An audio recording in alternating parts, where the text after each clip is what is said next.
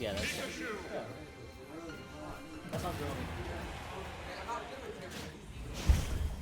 really. And we are moving on to our first game here.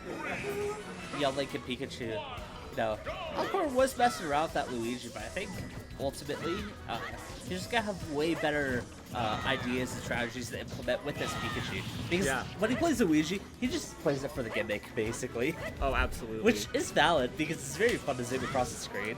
But at least when you're playing a character like Pikachu, a character that he has a lot of experience with the base holds, he can formulate a lot more strategies and just maneuver around this character probably a lot more fluently than with Luigi. Yeah, I absolutely agree. Also, we're seeing a new stage here today. We just decided, like, this was kind of like on a whim that we decided to throw the stage in here, but it's Wii Fit Studio. Right. The stage is mostly FD, combined by a couple platform drops. Right. And this replaces Arena Ferox or Yes, Arena Ferox. Gotcha. Yes. So like we're just trying it out today. We want to see how it works. I always prefer my platform stages personally. I've talked about this so many times, but I love dynamic stages in this game. Yeah. I think there needs to be a lot more of people actually interacting with the platforms and the stage. I don't want it to become like the focus. Like that's why like stages like I guess like Wily's Castle is sort of bad because there's way too much focus on all the moving platforms. Right, absolutely. There's too many platforms, there's too many variables. But with like something like Town and City, everything's 100% consistent. Same thing with Yoshi's Story. Same thing with this stage, I believe, and same thing with Smashville. Like everything's consistent. Like that's what matters. Yeah. Yeah, that's why stages like Midgar and Town and City are some of my favorites. And Arena Ferox has really grown on me too. Yeah, I love Arena Ferox. Either way, like Leonard's looking super solid here. 2 stocks up on Alecorn. Yeah. Again, that young Link is so scary. She's extremely good at fighting combos everywhere, and also just fighting kill moves. So do you know what has gotten nerfed off of Young Link's kit? I have no clue. Okay. Yeah, so I wanted to talk to User about it more as like the last time we talked, basically. Right. But essentially, he wasn't even sure. Like, because this is just a nightly, so like so people can make have, any changes that they want. Right. People can do anything that they want to change the character. I don't think too much has actually changed for Young Link at all. If anything, I would probably guess just the raw killer power got tuned down just a little bit, maybe off of like a bear or up B. His dash attack's still the same too. He's getting a new dash attack. Yeah, he's gained the Zelda roll. Yeah, it's really cool. Yeah, from what I can see, honestly, Young Link does not look like he's changed much at all. And Leo's definitely taken advantage of that too. Like, this is looking so good for him. But the regrab on that boomerang is going to give a small punish for Alecorn too. Ooh, he's being stuck in his boulder right now. Just really not... I feel like he's going to do a lot well when the platforms are around, because he has a lot more tools to maneuver around. Because Alicorn's chase potential when there's no platforms is really, really good, just from what I've observed in this match so far. Yeah, so from what I can tell, none of the changes that I've discussed with the devs have gone through for Young Link. Not yet. Which is okay. Yeah. I'm fine with it. You know, this isn't the final release of the new update. So. Right. Still has that comboing fair. Like, that's absurd. It's absurd because basically it rewards you for missing the sweet spot on your kill move. Which, like, that's stupid. That does not make sense. Right. That's like getting a weak knee for Falcon and then it comboing into strong knee. Yeah, or hitting the weak part of Greninja pair to hitting the actual part of Greninja. Oh, wait. Yeah.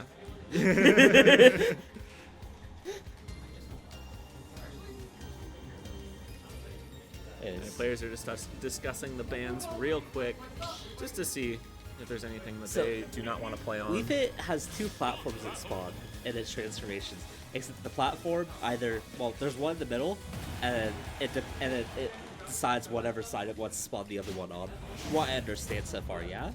Or is there something else to it? I don't actually know. Okay. Yeah, I'm gonna be real. I'm not like as deep into this game as User is. Also, that uppy, like... It's still absurd. Why is it safe?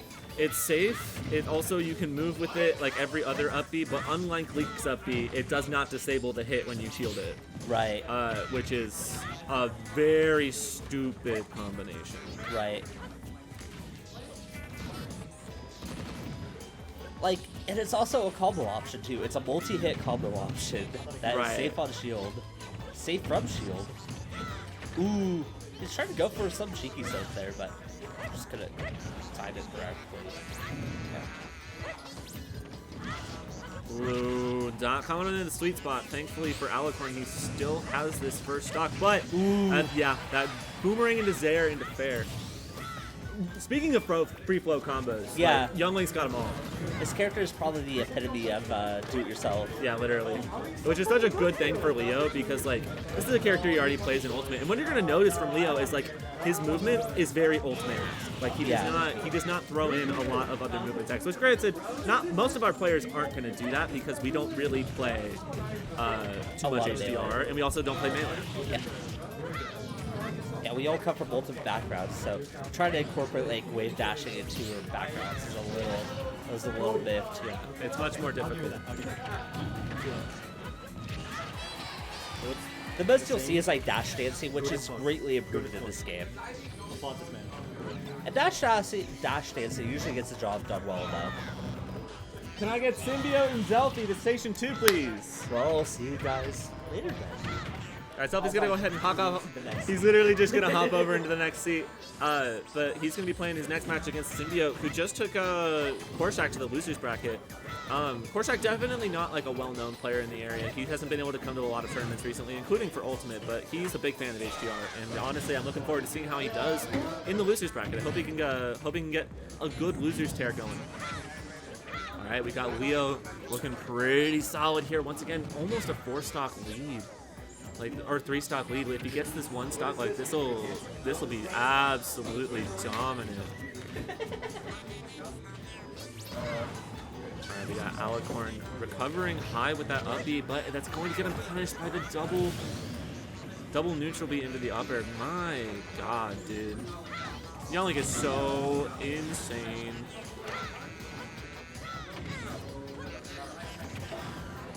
Alright, Alecorn unable to find this kill at 160% on Town and City. This stage's side blast zones are notoriously small, but yet he can't find anything.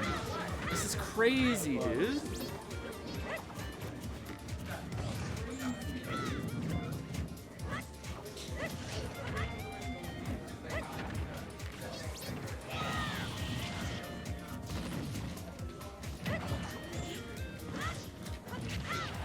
Yeah. And that's just going to take it. Well done to Leo. 4 stocks on that second game. That is absolutely insane to see. Leo's looking really, really good here, honestly. Like, he's going to look really good in this winner's bracket run.